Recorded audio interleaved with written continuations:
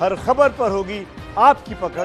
Download कीजिए ABP live app. इस वक्त न सिर्फ भारत के लिए बल्कि पूरी दुनिया के लिए सबसे बड़ा संकट कोरोना है। भारत द्वारा जो कदम कोरोना के खिलाफ उठाए गए हैं उसकी पूरी दुनिया में तारीफ की जा रही है। अब इसी को लेकर सिंगापुर यूनिवर्सिटी ने भी तारीफ की है।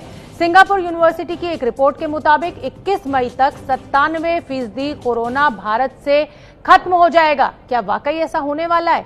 इस रिसर्च पर बात करने के लिए हमारे साथ दिल्ली के सर गंगाराम अस्पताल के सीनियर कंसल्टेंट डॉक्टर एम वली और न्यूयॉर्क से डॉक्टर धीरज कौल लाइव जुड़ रहे हैं। बहुत बहुत स्वागत आप दोनों का ही।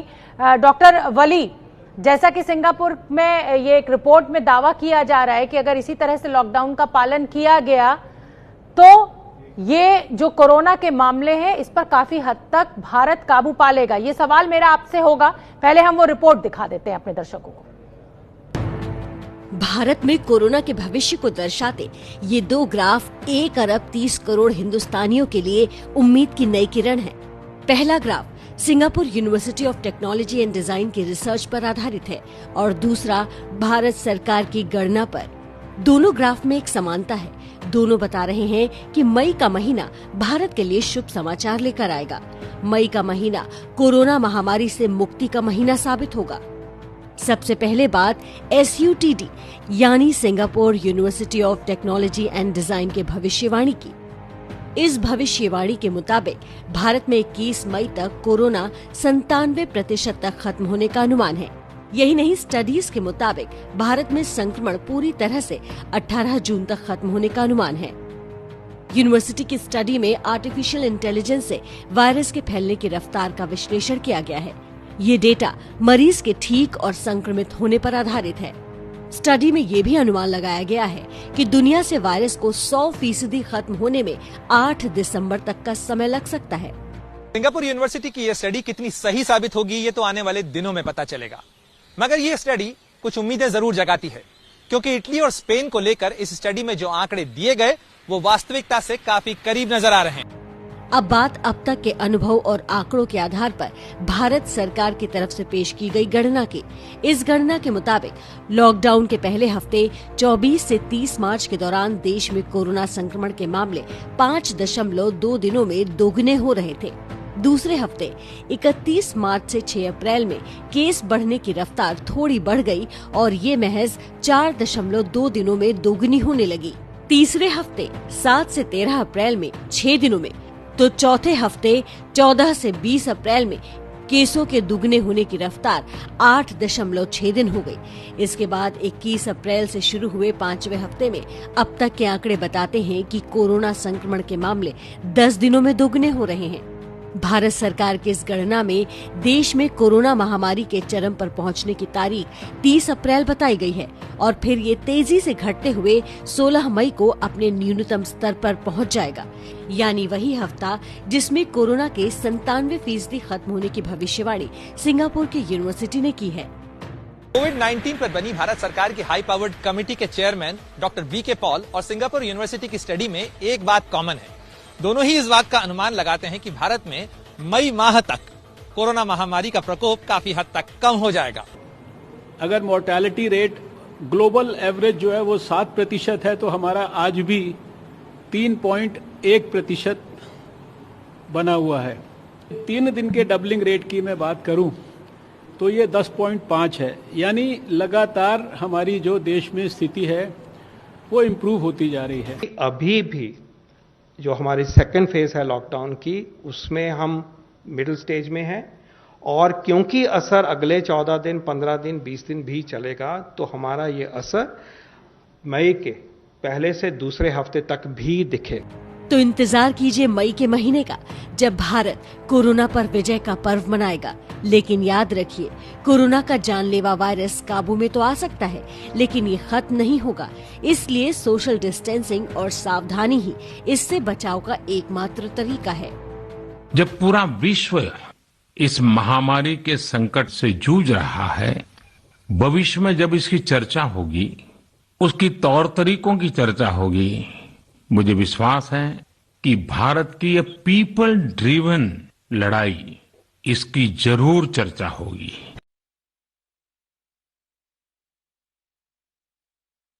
के सीनियर कंसल्टेंट है और न्यूयॉर्क से डॉक्टर धीरज कौल भी हमारे साथ लाइव जुड़े हुए हैं। डॉक्टर वली, ये रिपोर्ट हमने अपने दर्शकों को दिखाई, आपने भी ये रिपोर्ट देखी होगी, क्या माने, क्या प्रोबेबिलिटी है इस रिपोर्ट में जो दावा किया गया है कि 21 मई तक खूब गिरावट हमें देखने को मिलेगी, मतलब ऑलमोस्ट खत्म हो जाएंगे केसेस?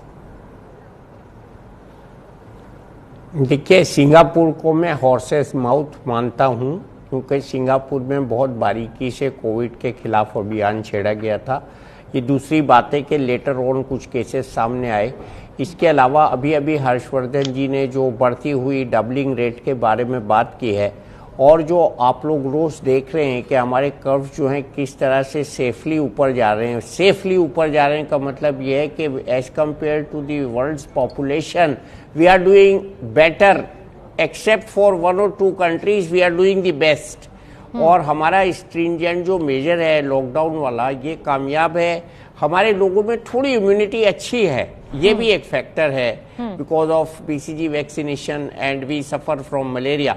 तो ये सब मिला जुला के जो डबलिंग रेट इस वक्त 10.4 हुआ है, ये स्टेडली जो बढ़ रही है, इसकी वजह से मैं बहुत संतुष्ट हूँ कि हमारा जो इस वक्त का हालात है कोविड पे कंट्रोल करने का जो एक तरीका है वो कामयाब है, और पब्लिक की कोऑपरेशन और ये लॉकडाउन, ये दो चीजें इसमें बहुत अहम रोल अदा कर रही हैं। And you remember stringent measures पे हमको 100% मार्क्स मिले, तो I agree with this report. ठीक है, डॉक्टर धीरज कौल, आप क्या कहेंगे इस रिपोर्ट को लेकर? क्या 21 मई तक भारत काफी हद तक सफल हो जाएगा अगर इसी तरह से लॉकडाउन का हम पालन करते रहें? Thank you for getting back on the show. तो ये काफी प्रॉमिसिंग डाटा है, और जब हम डाटा एसेस करते हैं, इसमें भी मैथमेटिकल मॉडलिंग यूज की है, SIR मॉडल है, और वो तब है अगर सारे डाटा पैरामीटर सेम रहे। ये एक बहुत इंपॉर्टेंट पॉइंट है। अगर कोई भी फ्लेयर आएगा तो ये डाटा इरेलीवेंट हो जाएगा, या अगर हमारे अंदर कहीं भी पॉकेट्स को हम कंट्रोल नहीं कर पाए, अगेन डाटा इरेलीवेंट हो जाएगा। दूसरी बात, अगर हम टेस्ट वो यूज कर रहे हैं इसमें फॉल्स नेगेटिव है, मतलब अगर एक पेशेंट को डिजीज है 100 पेशेंट को, और हमारी सेंसिटिविटी 70% है जो अभी तक हमने टेस्टिंग किट्स में देखी है, तो 30% लोग छूट जाएंगे। तो अगर वो इश्यू है तो ये डाटा इरेलीवेंट हो जाता है। नंबर 2, अगर डाटा सही है, पॉकेट्स नहीं आती, एक्सेलरेशन नहीं होती, तो ये एक बहुत ही प्रॉमिसिंग रिजल्ट है। हम ये जानते हैं, क्योंकि ये नोवेल वायरस है, ये जानना जरूरी है कि ट्रांसमिशन रेट, अगर हम सार्स को देखें और H1N1 को देखें और दूसरे वायरसेस कोरोना फैमिली के देखें, मर्स को देखें, तो गर्मियों के दौरान ट्रांसमिशन रेट कम हो जाएगा, लेकिन वायरस रहेगा जब तक वैक्सीन नहीं आएगी या हर्ड इम्यूनिटी नहीं आएगी। तो ट्रांसमिशन रेट तो हम जानते हैं कि गर्मी में कम होगा। तो कुछ हद तक इस स्टडी का रिजल्ट मैं मानता हूं एक बहुत ही प्रॉमिसिंग है, लेकिन मैं इसको थोड़ा ओवर मान रहा हूं। मुझे नहीं लगता अभी अगर आप डाटा असेस करें कि उस डेट तक 97% इरेडिकेट हो जाएगा, लेकिन बहुत जरूरी है अगर लॉकडाउन खुले, जो कि ये तो गारंटीड साइंस बता रही है कि अगर लॉकडाउन खुले तो बहुत बड़ा रिस्क होता है फ्लेयर होने का, खास तौर पे ऐसी जगह पे जहाँ पे स्टेज 3 पे है। इंडिया में कई पॉकेट्स हैं जो काफी तेजी से बढ़ रही हैं, उनके अंदर मासिव टेस्टिंग करने की जरूरत है, और मैं तो रिकमेंड करूंगा उन्हें खोलने में थोड़ा डिले करिए, और भारत सरकार बहुत अच्छा काम कर रही है, और मुझे लगता है वो इसको नहीं खोलेंगी।